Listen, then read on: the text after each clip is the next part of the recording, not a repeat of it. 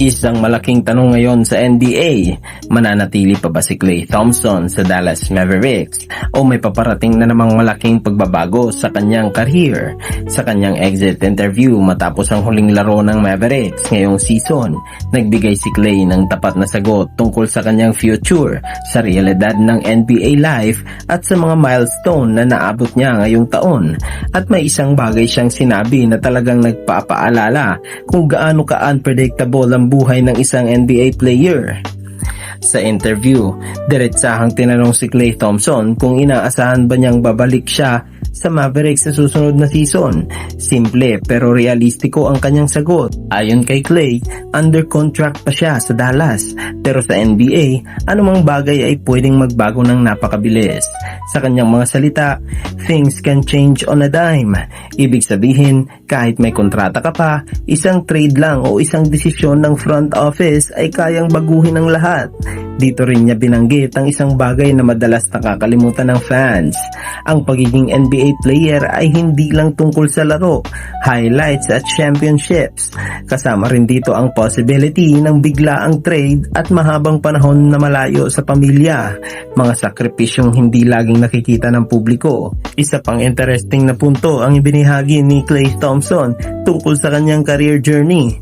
Matagal siyang naging bahagi ng isang napaka-stable na core kasama ang Stephen Curry at Draymond Green sa Golden State Warriors. Isang sitwasyon na bihira sa modern NBA.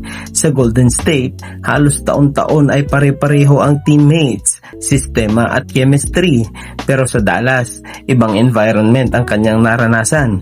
Mas maraming pagbabago, mas maraming adjustments.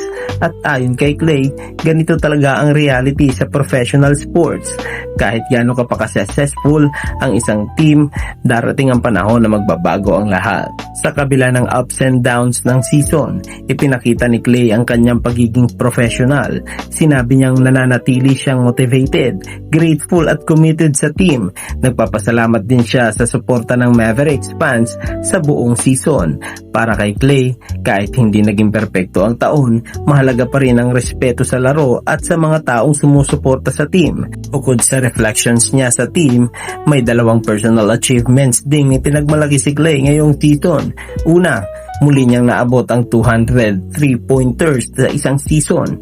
Hindi lang basta 200, ito na ang 11th time sa kanyang career na nagawa niya ito. Isang patunay kung bakit si Klay Thompson ay isa sa pinaka-elite shooters sa kasaysayan ng NBA. At pangalawa, nalampasan niya ang scoring total ng NBA legend na si Kevin McHale. Dahil dito, umangat siya sa top 100 all-time scorer sa NBA history. Ayon kay Klay, isang malaking karangalan ang ma-mention ang kanyang pangalan sa parehong listahan ng mga alamat ng laro.